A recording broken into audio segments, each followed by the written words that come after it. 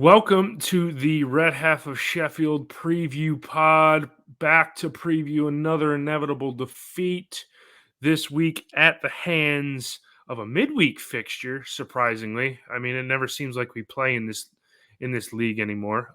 We face Crystal Palace in the league, and I am joined once again by Matt from the team called Palace Podcast. Matt, how are you doing this afternoon? Yeah, very well, thank you. I'm not sure about the inevitable defeat, but let's see.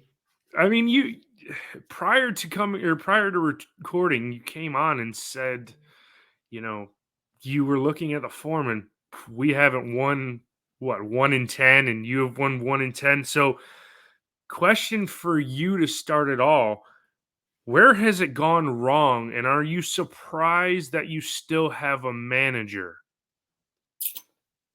I'm not surprised that we've still got a manager because this is Crystal Palace, this is Roy Hodgson. I think we all know that the club want to keep Roy until the end of the season.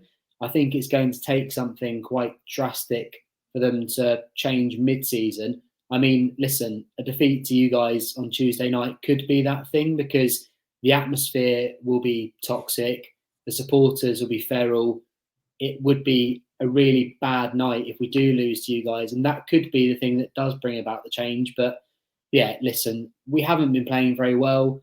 We have been missing some key players. Yes, obviously Michael Elise was injured. Czech has been injured as well. So we do have a lack of quality. We rely very heavily on kind of 5 or 6 players. And if a couple of those players are out, then we can struggle. But yeah, results haven't been good enough. Performances haven't been good enough. Obviously, going out of the FA Cup and then losing 5-0 to Arsenal, there have been some serious questions being asked amongst the fan base. But yeah, I think this game against Sheffield United is actually a really big one. As I said, if it doesn't go well, things could get quite nasty at Selhurst Park. Yeah, that's what I was gonna say. Like, how far? Okay, I'll ask this before I ask the second part of the question. What is your, I guess, worry meter right now that you guys could slip into a relegation battle? I mean, there is quite some distance between the bottom three and the rest of the pack, but are you worried, like, if this barren run continues, that maybe middle February, early March, you guys might be kind of circling the drain with about the rest of us down here? It's tricky because we're 5 points clear of the bottom three, but Luton have got a game in hand. Obviously, we've got this game coming up against you guys. We've still got to play Burnley and Luton at home as well. I would like to think that no matter how bad things get, we would still have enough to kind of keep ourselves above that dotted line. But that being said, if we do lose to you guys on Tuesday night, then I think for me, that would be probably the first time that I'm really concerned. Listen, I think we do have enough quality to stay up. I think if the likes of Berriese, Michael Elise, if they are fit and they play the majority of the games between now and the end of the season, we should be absolutely fine. But if we do pick up a few more injuries to key players, I don't know. If we suffer some injuries in defence, maybe to the likes of Mark Gahey, Joachim Anderson, all of a sudden I would be a little bit concerned. So yeah, it's not something I've really thought about too much, but yeah, a bad result on Tuesday, and I might start thinking about it a bit more. Yeah, yeah, no, I agree with you because, I mean, even back to the beginning of the season when we first faced each other in match day one, you guys pretty much bossed it. I mean, I would say in that game, and now everybody say, "Oh, we weren't fully assembled." The team we have now wouldn't have gave Palace a game the first game of the season, in my opinion. I just think we were that. I mean, we're just that far off, and there's just that gulf in class. Um, what what would it take if Hodgson were to get sacked?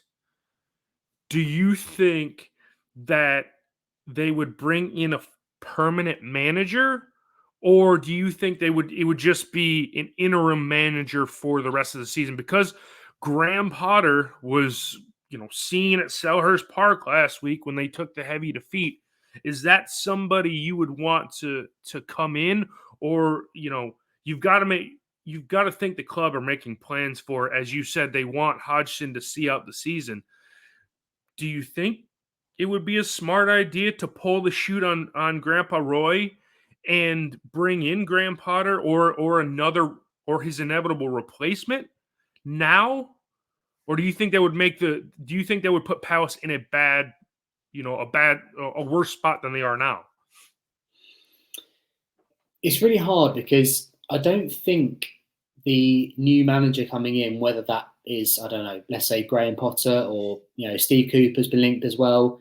I don't think they would really want to come in and have to work with the current squad.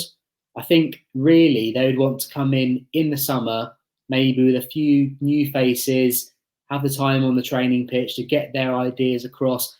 I think they would probably like to kind of start at the start of the new season, because let's say they came in now and we had some bad results, then all of a sudden they would be going into next season with the fan base almost a little bit unsure about them. So it's really tricky. I mean, I've seen some people say that maybe we should keep hold of Roy, hopefully get a few more wins, and then maybe for the last couple of months of the season, maybe Roy should step aside and the new manager come in so he can have a little bit of a look. I do kind of get that. But as I said, if they don't start well, then they're kind of making things tougher for themselves moving forwards. And I think also, I mean, Steve Cooper is one name that has been mentioned. I believe that we like Kieran McKenna at Ipswich. I mean, someone like Steve Cooper probably wants a break after being at Forest. Kieran McKenna is obviously in a job at the minute. Ipswich are going very well. I would imagine we would only get him if they didn't go up. So yeah. I do think that it is in our best interest to try and sit tight, to try and stick with Roy. But yeah, it's really hard when we've been served up the performances that we've seen, the results that we've had. And I think also just the general feeling around the football club. And that's something that a lot of other people who aren't Palace fans can't really gauge. The fact that there's a lot of discontent. People are kind of fed up. They're a bit disillusioned with what they've been seeing. There's been lots of kind of strange comments as well from Roy this season that haven't really gone down well with the fan base. So yeah, it is a tricky one. I do think that in the long run, the best thing for the club would be to stick with Roy until the end of the season. Hopefully he'll get a good send-off in the summer and we can kind of start again. But yeah, our hand might be forced if we lose to you guys or with a few more bad results in the coming weeks. Yeah, no, I totally agree with you. All right, back to the midweek fixture. You said you guys have a injury list. A couple of your better players are out. So who do you think? I mean, Palace are going to have what, about a week's rest? We played yesterday and got killed against Brighton 5-2. What side do you think Palace roll out against United on? It's probably going to be your strongest side, albeit missing a few due to injury. Yeah, so Czech Doucouré is missing. He's out until the end of the season. That's a massive blow for us because he kind of knits everything together at the base of our midfield. Really good in possession, even better out of possession. So he has been a massive loss. Michael Elise is the one because he picked up a little hamstring injury against Brentford. Obviously, he missed a large part of the start of the season with a hamstring injury. He suffered a fresh one against Brentford after putting in a really good performance against them. I mean, he's back in training.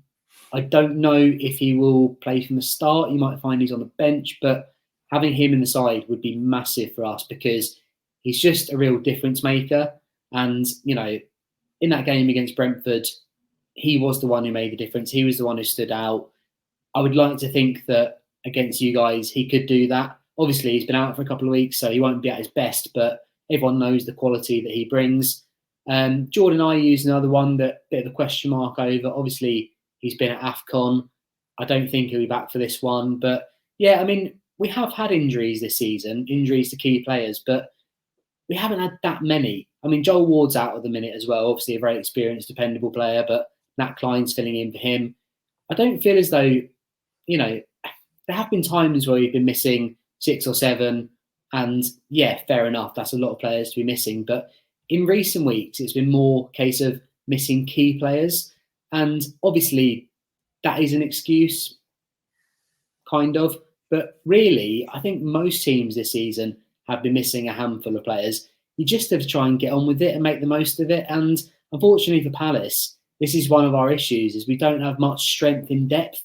We don't have a really big squad like a lot of other established Premier League teams. We've been in this league for over 10 years. We should have more depth in our squad. And, that's another one of the gripes that the fan base have.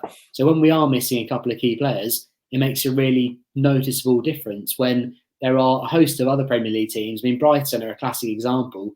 They've had loads of injuries, but you haven't really noticed it quite as much. So, yeah, I mean, listen, we are going to have a few, but I don't think we can really complain about that, to be honest with you. I imagine you guys have got a few players out as well. It's just part and parcel of football, isn't it? Exactly. Yeah. I mean, it's a game of attrition. Honestly, everybody's hurt it or banged up at some point in the season. I mean, we're halfway through 38. Well, actually, more than halfway through a 38 game fixture list. That's the name of the game. You're going to pick up injuries. Nobody's going to go through the entire season not having an injury. So okay, I want to say Saturday for some reason. It just wants to roll off my tongue. Come midweek, Palace United at Selhurst Park. What's the final score? And tell me how you think it's going to go.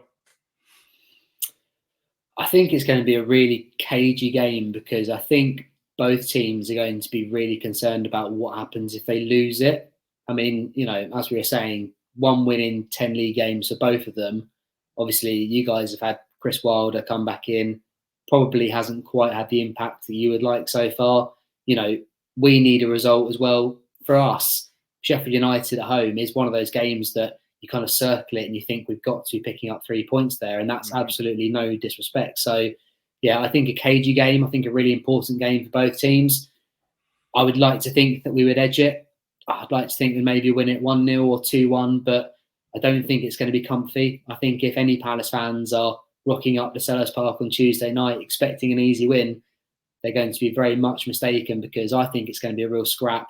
I think Wilder will have you boys right up for it, because, it's all very well me saying that we would kind of circle it as a game that we need to pick up 3 points. I think obviously, given your current situation, given the way we've been playing recently, you're going to be looking at it thinking this is a really good chance for us. So, yeah, I think, as you said earlier, battle of attrition, maybe one goal either way, but I think it's going to be a really tense game. Hopefully, from a Palace perspective, we have the quality to edge it. Yeah. I think I'm right there with you. I want to say 2-1, but I can also see us splitting the points and going 1-1. I think it's gonna be a really fun affair. As you alluded to, as you said, cagey. I think it's gonna be one that both teams are gonna be up for. I think you guys might nick it because you have had the extra time to get ready for this. It's almost like you've had 2 winter breaks in a row, not playing this weekend because of not being in the FA Cup 4th round, and us playing yesterday because we were in it, albeit we still got hammered. But we used a lot of our players that are probably going to feature into the side on Tuesday, and I just think at the end of the day, you guys have more class, and it probably shows over the full 90 minutes. And so I'll go and say 2-1 to Palace. Before we go, Matt, let everybody know where we can follow you on the interwebs and the Twitters or whatever it's called now. Yeah, so we are the Team Called Palace podcast on Twitter or X, whatever it's called these days. I quite often refer to it as the Extinct Bird app. We are at TC Palace Pod. We're on Facebook, Team Called Palace, and you can listen to our weekly podcast on Spotify and iTunes. Well, I appreciate you coming on. He's one of my favorites. Started off this season, didn't know how all these podcast previews were going to go.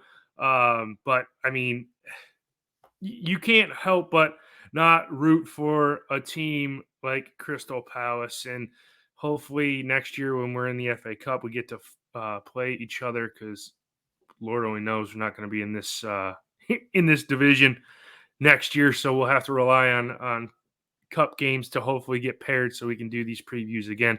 But guys, you can follow us, Red Sheffield, Twitter, X, the Red Half Sheffield on Facebook, on YouTube. And I don't know if you're watching this video, why you haven't subscribed yet. But until Tuesday, and we probably suffer another defeat, I will leave you with this: up the Blades.